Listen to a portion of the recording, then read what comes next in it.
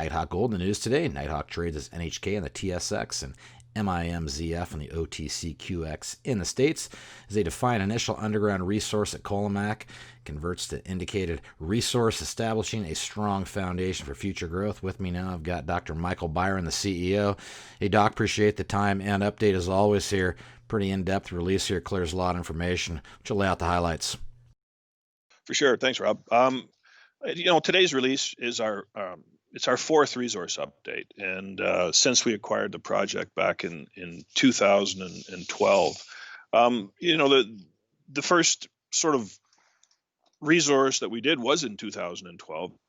That's before we drilled a hole, and we put that out, and then we drilled in 2012. We drilled about a little over 11,000 meters, and then put out our first resource in 2013 that addressed,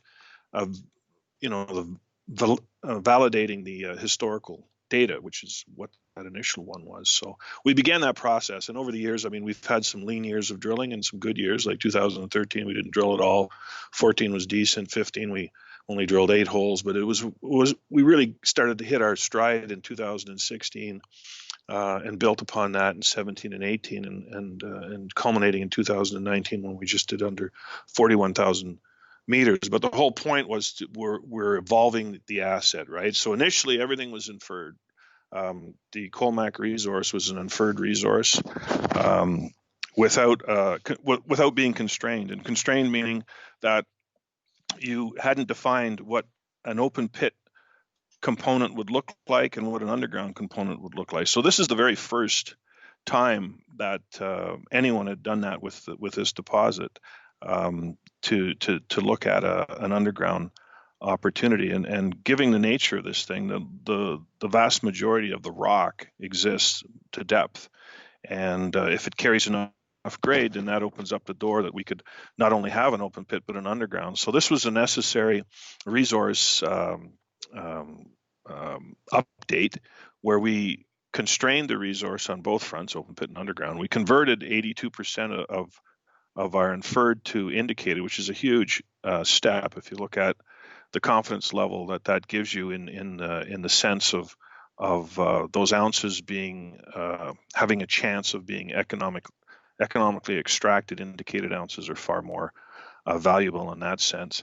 And when you do an underground resource, obviously you need a higher grade, so the cutoff has to go up to facilitate that. So our cutoff, obviously jumps from 0.7 in 2018 to an underground one of 1.3, and doing these sort of constrainings costs you ounces. Some inferred ounces aren't going to make it, obviously, into your block model. So that leads to the drop in ounces that we saw, but you get an increase in grade and an increase in in situ value of the resource. So right now we're standing at 1.67 million ounces of indicated at 2.0 grams, up from 1.62, and the inferred is now dropped to 0.37 million ounces at 2.03.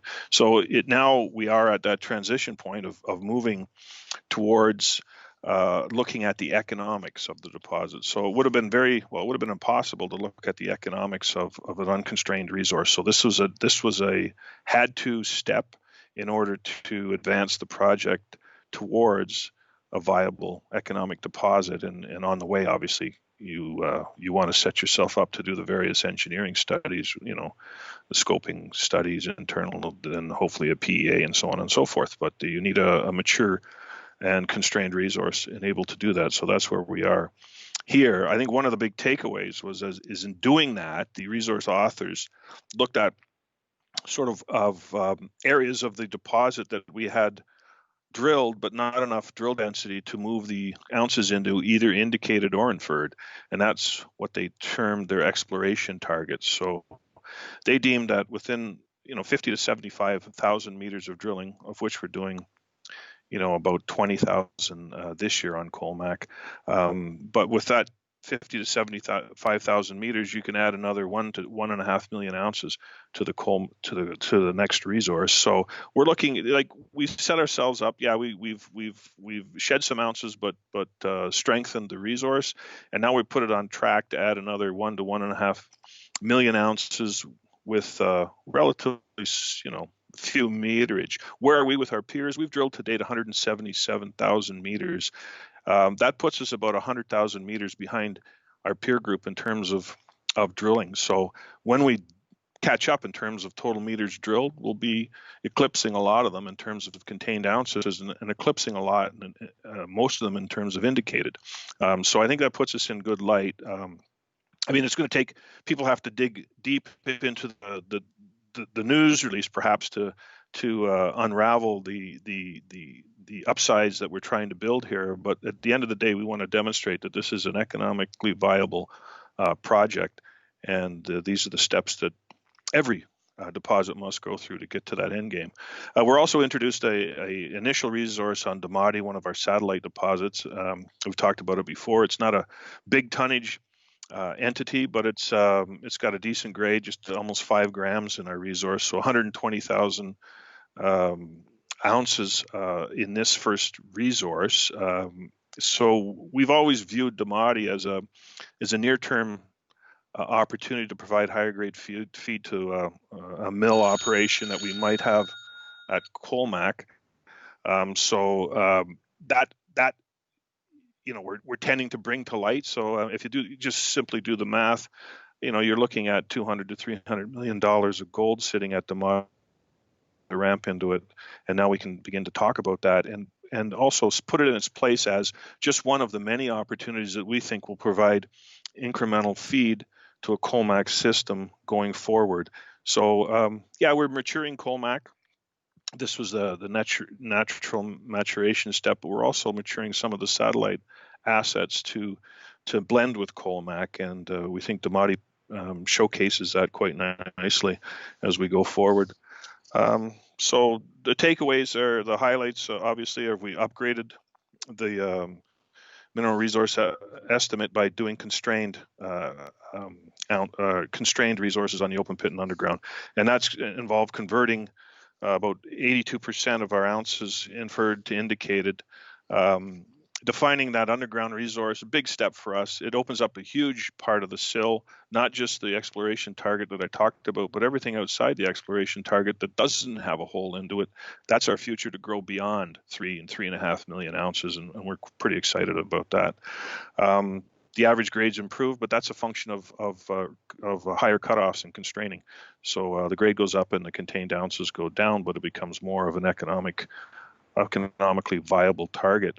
So we believe that all this sets us up for a strong foundation for growth. Obviously, we want to continue to advance Colomac along this line. We've only explored about just a little over half of it, so there's a lot of highway in front of us that we work on. We're just starting this week. We'll be starting the internal engineering studies to unravel some of the interesting economic strengths and weaknesses of the deposit. We can certainly backstop the strength and work on the weaknesses to keep moving this thing forward. As I said, not in leaps and bounds. These types of deposits, these large tonnage bulk mining, lower grade types of deposits never move in leaps and bounds. They're sluggish, and they take time to move forward because they do require a lot of drilling, and Colomac's no different. And that's what we're trying to demonstrate with this resource. Then moving forward here, you've got some of those holes already working, I imagine. So. Oh, well, we've already started. We're going to do about 20,000 meters this year, and we've moved the fourth drill onto site earlier this year. So next year we have the firepower to do 60,000-70,000 meters. So we'll be knocking on the door of that 50,000 to 75,000 meters, say within 12 to 18 months. So we're not slowing down. We're pushing this thing. Okay, appreciate that update. Dr. Michael Byron, CEO, Nighthawk Gold, NHK on the TSX, MIMZF, OTCQB in the States. Doc, appreciate that update. Certainly look forward to checking back in when you have some more news to report. Oh, thanks. Take care. Bye.